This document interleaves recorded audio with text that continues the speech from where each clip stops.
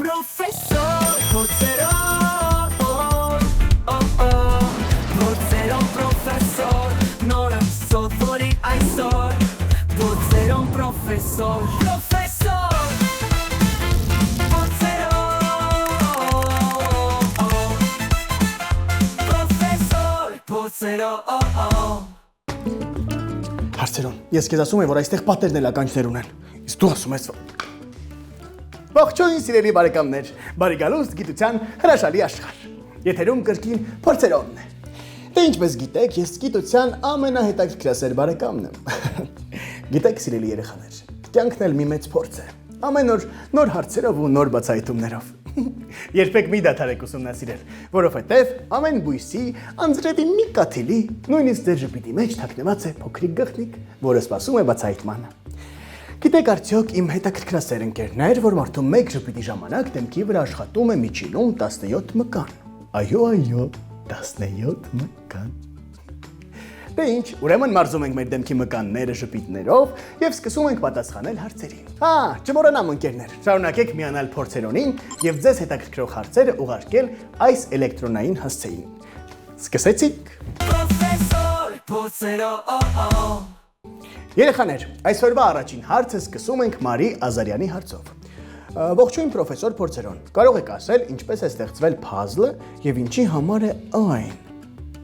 Ես փազլներ շատ եմ սիրում։ Երեխաներ, փազլի գաղափարը ծնվել է Անգլիայում 1760 թվականին։ Առաջին փազլը պատրաստել է քարտեզագիր Ջոն Սփիլսբերին երեխաներին աշխարհագրություն սովորացնելու համար։ Նա վերցրել է աշխարհի քարտեզը, փակցրել փայտի վրա եւ կտրատել, առանձնացրել տարբեր երկրների հատվածները։ Երեխաները պետք է վերադասավորեին այդ կտորները կրկին կազմելով ամբողջական քարտեզ։ Այսպես ստեղծվեց աշխարհում առաջին փազլը։ Հետագայում ստեղծվեցին նաև այլ թեմաներով գունավոր փազլեր։ Այսօր փազլը ոչ միայն խաղ է, այլ նաև ուղեղը եւ հիշողությունը մարզող միջոց։ Մարդու ուղեղի աջ կիսագունդը պատասխանատու է ձևերի, գույների եւ պատկերների ճանաչման, իսկ ձախը տրամաբանության եւ վերլուծության համար։ Փազլը հավաքելիս երկու կիսագունդն էլ աշխատում է միաժամանակ։ Կտորներից բաղկացած գլուխկոտրուկի գաղափարը ոգեշնչել է նաև համակարգչային ծրագրավորողներին։ Առաջին ծրագրավորողները փազլերից են փոխարել ծրագիր կառուցելու տրամաբանությունը։ Փազլը ըստ էության նման է ծրագրի։ Յուրաքանչյուր կտոր ունի իր տեղը եւ սխալ դասավորելու դեպքում պատկերը չի ամբողջանա։ Այս գաղափարը նաև ալգորիթմերի եւ արհեստական բանականության ուսուցման հիմքն է։ Փազլը ունի նաև հոգեբանական ազդեցություն։ Փազլ հավաքելը հանգստացնում է, քանի որ ուղեղը կենտրոնանում է մի բանի վրա։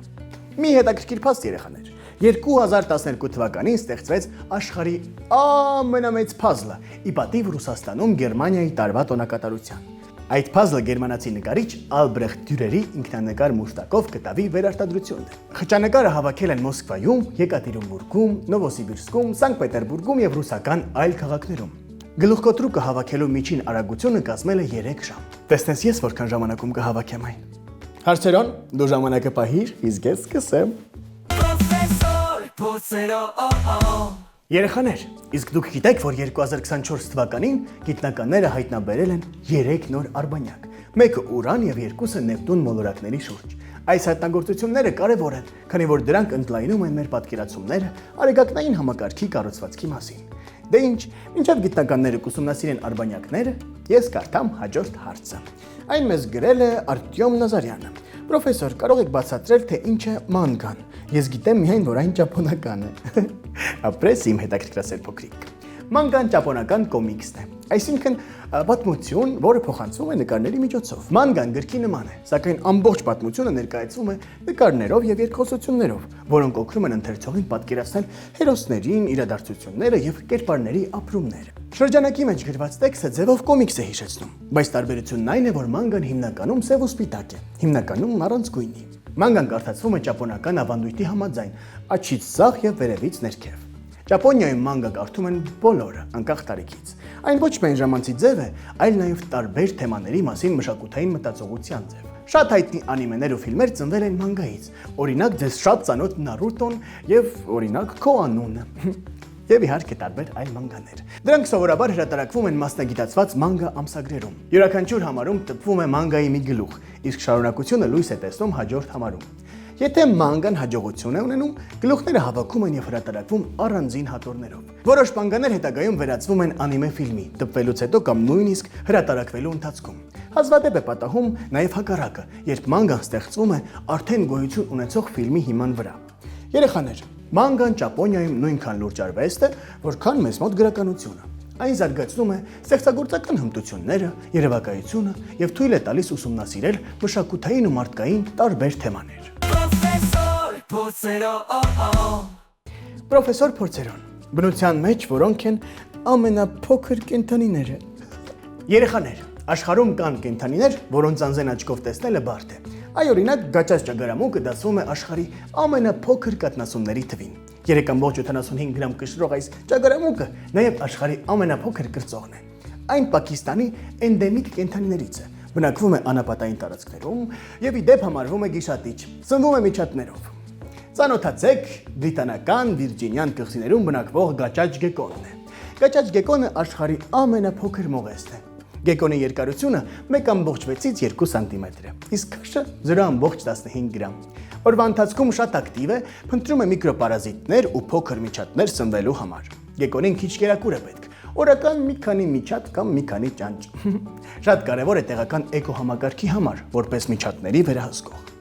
Իշամեղու չղջիկ։ Այս փոքրիկ չղջիկները նման են իշամեղվի։ Դրանք հայտնի են նաև իբրև խոզի քթով չղջիկներ։ Բնակվում են Թայլանդում։ Իշամեղու չղջիկը կշռում է մոտ 2 գրամ։ Այն աշխարհի ամենափոքր կաթնասունն է։ Իշամեղու չղջիկի մասին առաջին տեղեկությունը հրապարակվել է 1974 թվականին։ Գաճաճ այծքաղ։ Այս փոքրիկ կենդանին այծքաղի տեսակներից է։ Գաճաճ այծքաղների հասակը հասնում է 25-ից 30 սանտիմետրի, իսկ քաշը 1.5-ից մինչև 3 կիլոգրամ։ Այս կենդանին բնակվում է սաղարթախիտ անտառներում եւ ամենից հաճախ հանդիպում է Աֆրիկայի արևմտյան անտառներում։ Մադագասկարի արևադարձային անտառներում ապրում է աշխարհի ամենափոքր քամելեոնը, որի գիտական անվանումը Բրուքսիա մինիմա է։ Նրան տեսնելը մի քիչ բարդ է։ Չափսը չի գերազանցում 1.2 սանտիմետր։ Մյուս քամելեոնների նման կարողանում է փոխել իր գույնը կախված շրջապատից։ Ամենափոքր կենդանիների թվին է պատկանում Խաղաղ օվկիանոսի տաք ջրերում բնակվող Դենիս ծովաձիուկը։ Պոչի հետ միասին նրա մարմնի երկարությունը ընդամենը 1 սանտիմետր է, սակայն երբեմն կարող է հասնել 1.6 սանտիմետրի։ Պրոֆեսոր Փորձերո Կարիբյան կղզիներում ապրում է օձի մի տեսակ, որը հեշտությամբ կարելի է շփոթել անձրևորդի հետ։ Պատկերացնում եք երեխաներ, այս օձի երկարությունը ընդամենը 10-ից 10.4 սանտիմետր է։ Թունավոր չէ, թաքնվում է քարերի արանքում, հանդիպում է հարավ-արևմտյան Ասիայում, հարավային եւ հյուսիսային Ամերիկաներում եւ Աֆրիկայում։ Սնվում է մրջյուններով եւ այլ մանր միջատներով։ Տեսնում եք երեխաներ, որ բնությունը չի դադարում մեզ զարմացնել։ Հարցերոն, ինձ շատ հետաքրքրեց, թե որքան ես կշռում դու։ Էստեղ արի։ Պրոֆեսոր Փորձերո Հաջորդ հարցը մեզ գրել է Սոնան։ Տեսնենք թե ինչ է գրել։ Ողջույն սիրելի Փորձերոն, ողջույն սիրելի Սոնա։ Ես կարևոր մի հարց ունեմ, որը միայն քեզ կարող եմ հարցնել։ Այո, շատ ճիշտ ես նկատել։ Էլում կարելի է հարցնել, եթե ոչ ինձ։ Լավ, չշեղվեմ։ Վերջերս ինձ մոտ այնպիսի զգացողություն է, որ ծնողներս քրոջս ավելի շատ են ուշադրություն դարձնում, քան ինձ։ Մենք երկուսով նկարում էինք, եւ ծնողներս քրոջս նկարածը ավելի շատ գովեցին, քան իմը։ Այդ դեպքից հետո սկսել եմ նման մտքեր ունենալ։ Ինչ անեմ։ Ահ, իմ սիրելի Սոնա, իմ ապագա նկարչուհի։ Դա շատ սովորական զգացողություն է, որի մասին առավել մանրամասն կխոսի մեր գործընկերը։ Սակայն մինչ նրա մոտ գնալը ես ասեմ, որ բոլորս էլ ուզում ենք, որ մեզ նկատեն ու գնահատեն, հատկապես մեր ծնողները։ Երբ մեր սպասելիքները չեն արդարանում, ներքուս ցավ ենք զգում, եւ դա նորմալ է, բայց դա չի նշանակում, որ ծնողներդ քեզ ավելի քիչ են սիրում։ Հնարավոր է, պարզապես այդ պահին նրանք ինչ-որ մի բան են նկատել քո քրոջ նկարում, ասենք գույնը կամ ձևը, մի փոքր մանրուք, որը ուշադրություն է գրավել։ Դա չի նշանակում, որ քո աշխատանքը նրանց դուր չի եկել։ Երբեմն մարդիկ պարզապես չեն հասկանում, որ իրենց խոսքով կարող են մեկին ոգևորել, իսկ մյուսին նեղացնել։ Հետո պատմությունը կարող ես նայել մեկ այլ կողմից։ Գուցե քո քույրը ավելի շատ ունի ոգևորվելու կարիք, քան դու, եւ այդ գովասանքը նրան ավելի էր պետք։ Սիրելի երեխաներ, ձեզ մի գաղտնիք հայտնեմ։ Սերն ու ուշադրությունը հնարավոր չէ կիսել, ինչպես մեր սիրելի կարկանդակը, երբ այն կիսում ենք մեր ընկերոջ հետ։ Ծնողները կարող են ամբողջ սրտով սիրել երկու երեխաներին միաժամանակ։ Պարզապես երբեմն այդ սերը տարբեր կերպ է երևում։ Այս կարևոր ու հետաքրքիր թեմայի մասին կխոսի մեր գործընկեր։ Եկեք գնանք նրա մոտ եւ տեսնենք նման իրավիճակում ինչպես պետք է վարվել։ Պրոֆեսոր փորձերով Ողջույն սիրելի երեխաներ, այսօր մենք ունենք շատ կարևոր հարց։ Շնորհակալ ենք ձեզ անկեղծության համար։ Մեր այսօրվա հարցը հետևյալն է. Ինչու է իմ քույրը ավելի լավ է թվում ծնողներիս։ Գիտեք, իրականում շատ երեխաներ են ունենում այդ զգացողությունը։ Նրանք մտածում են, թե իրենց քույրը կամ եղբայրը ավելի լավն է թվում ծնողներին, որովհետև նրան հաճախ են գովում, նրան համեմատում են կամ ավելի շատ ուշադրություն են դարձնում նրան։ Այդ զգացողությունը կարող է ցավալի լինել, բայց եկեք տեսնենք, թե իրականում արդյոք դա այդպես է։ Ծնողները սիրում են իրենց բոլոր երեխաներին, բայց գիտեք, յուրաքանչյուր երեխայի հետ մենք ծնողը կարող է տարբեր կերպ վարվել, եւ դա իրոք կարեւոր է, վերաբերվել երեխային իր կարիքից ելնելով։ Մենք կարող ենք ունենալ սիրո դրսևորման տարբեր ձևեր ծնողների կողմից։ Մեկին սիրում ենք նրան գրկելով, մյուսին սիրում ենք նրան վստահելով, երրորդին սիրում ենք նրան լսելով, բայց դա չի նշանակում, որ մեկը մյուսից ավելի լավն է։ Ուղղակի ծնողները կարող են տարբեր ձևերով ցույց տալ իրենց սերը։ Եվ եւս մի կարևոր բան, երբ մեզ համեմատում են ուրիշների հետ, մենք հաճախ մոռանում ենք այո մեր սեփական ուժեղ կողմերի մասին։ Միաժամանակ դա նորմալ է, բայց եկեք վերադառնանք ու տեսնենք, թե արդյոք մենք ինչ որ բանով զիջում ենք մեր քույրերին ու եղբայրներին, կամ փորձենք հասկանալ, ինչով ենք մենք յուրահատուկ։ Մեր հարցմանը մասնակցած երեխաները ասացին, որ այդ հարցը իրենց էլ է անհանգստացրել։ Շատերը գիտեին, թե ինչպես պետք է անեն, որ դուրս գան այդ իրավիճակից, իսկ շատերը դեռ փնտրում են ճիշտ տարբերակներ։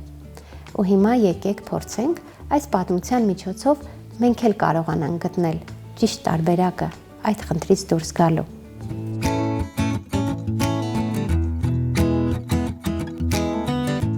Ծանոթացեք, սա Սոնան է։ Նա 9 տարեկան է։ Նա սովորում է դպրոցում, սիրում է նկարել եւ հաճախում է Պարի։ Իսկ սա Լիանան է, Սոնայի ավագ քույրը։ Լիանան նույնպես ունի իր սիրած զբաղմունքները եւ նույնպես հաճախում է Պարի։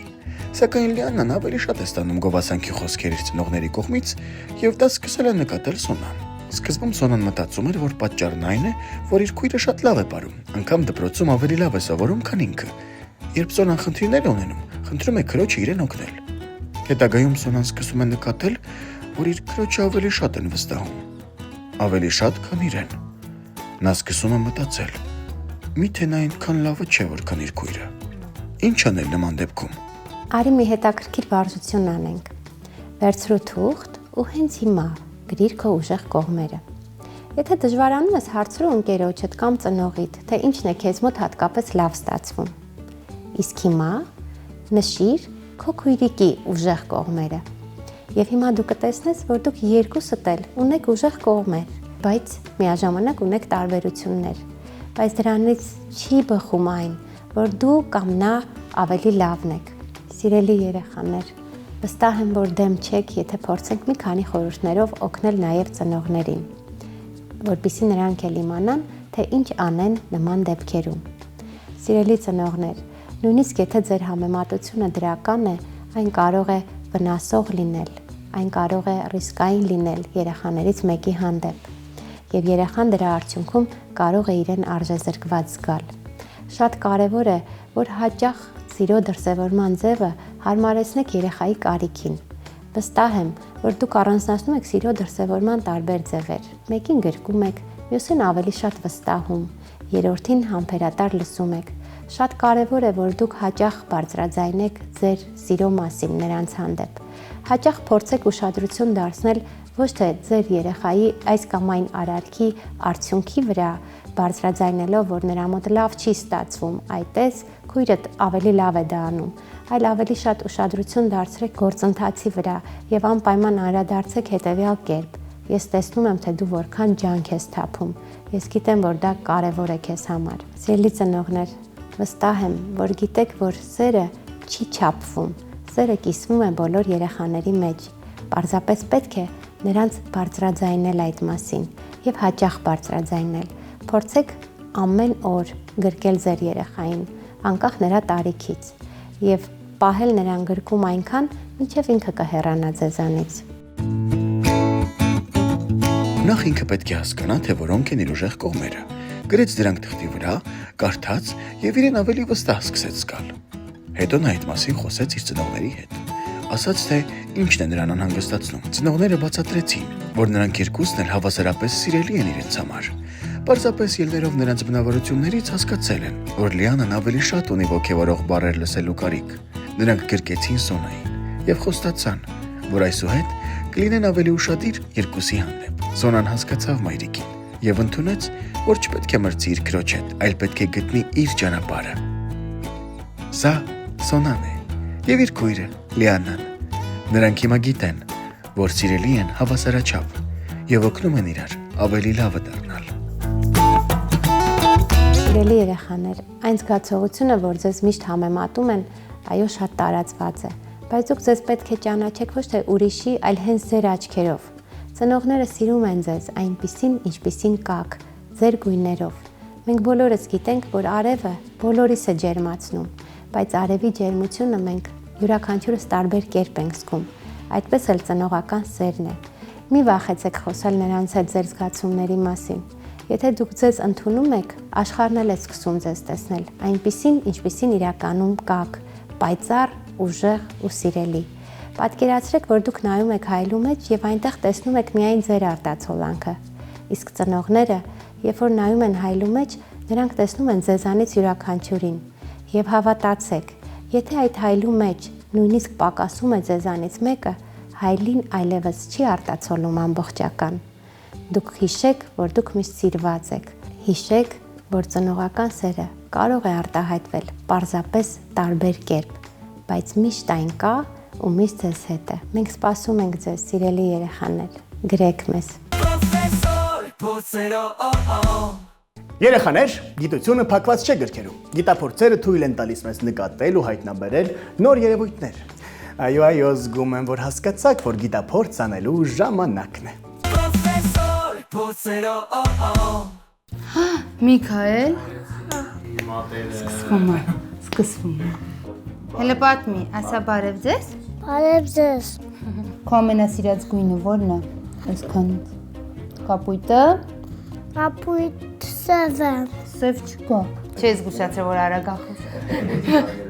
Երևի Միքայելը արդեն օգնեց Հաջողություն Ողջույն բոլորին, եթերում Փորձերոն հաղորդաշարն է եւ այսօր ես, Նազիկը, Բաղդասարյան եւ իմ փոքրիկ Միքայելը միասին հետաքրքիր փորձարկում ենք անելու։ Միքայել, դու ինձ օգնելու ես, չէ՞։ Հա։ Դե, խփի։ Օй, շատ ուժեղ ես։ Մեր փորձարկման համար մեզ անհրաժեշտ է կաթ, մի փոքր գույներ, սննդային տարբեր հետաքրքիր գույներ, մի փոքր ամանի հեղուկ եւ ականջի չոփիկներ։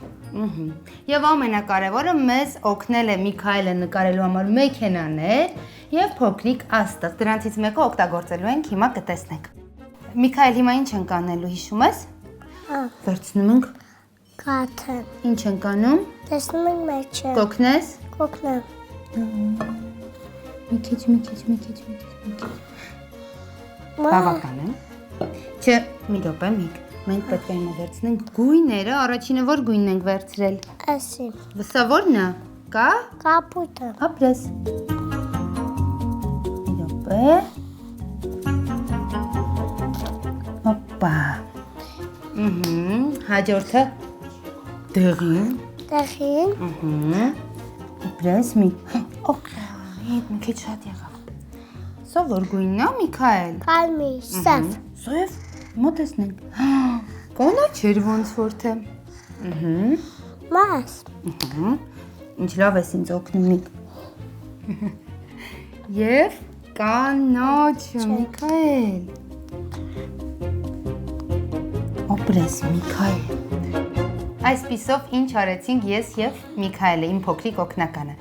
Լցրեցինք մի փոքր կաթ, ավելացրեցինք տարբեր գույներ եւ հիմա հասել ենք ամենակարևոր մասին։ Միքայել, մենք պետք է ընտրենք, որ մեքենան պետք է լողանա մեր տիեզերքում, այսպես ասած։ Ընտրի մեքենա, որը մի։ Ասի։ Ահա։ ամենամեծ մեքենան, միք, 1 րոպե։ Հիմա գիտես ինչ պետք է անենք մեր նկարած մեքենայի հետևի մասում։ Վերցնում ենք ականջի չոփիկ։ Մի փոքր ամանի հեղուկ ենք, այսպես։ Մի րոպե, միք։ Այսպես, պետք է կսենք։ Հիմա Կսենք, որպեսզի լավ լողանա, հա? հիմա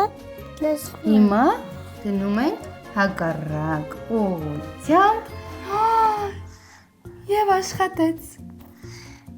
Պետք է ավելացնենք մի հատ էլ փոքր մեքենա, որի մեջ նստած է Միքայելը։ Դրեցինք 3, 2, 1 շատ սիրուն։ մաս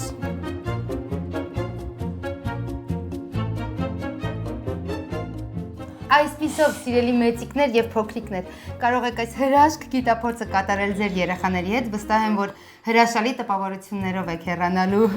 որովհետեւ մենք ընդհանրապես վերցեցինք կաթ, ներկեր եւ համանի հեղուկ։ Եվ իհարկե ձեր երեխաների սիրելի պատկերները կարող եք ավելացնել, չէ՞ Միքայել։ հա Հավանեցիր։ հավանեցի Լավ էր։ հա Դե ապրես։ Դե ասա հաջողություն։ հաջողություն Ձեռքով արա։ հաջողություն Մի հատ էլ պաճիկ։ Ապրես։ Profesor փորձերով Երեխաներ, ամեն անգամ փորձերոնի հետ դուք նոր բան եք սովորում։ Տալիս եք հարցեր, ստանում պատասխաններ, ճանաչում կենդանիներին եւ նույնիսկ իմանում արեգակնային համակարգի նոր արբանյակների մասին։ Հիշեք, ամեն մի նոր հարց, մի նոր փորձ օգնում է ձեզ ավելի գիտուն եւ համարձակ դառնալ։ Ուղարկեք բարդ եւ པարզ շատ հարցեր մեր էլեկտրոնային հասեին։ Սովորեք եւ հավատացեք ինքներդ ձեզ։ Կհանդիպենք հաջորդ շաբաթ։ Ցտեսություն։ Profesor փորձերով Փորձերով profesor նորը սովորի այսօր Փորձերով profesor Profesor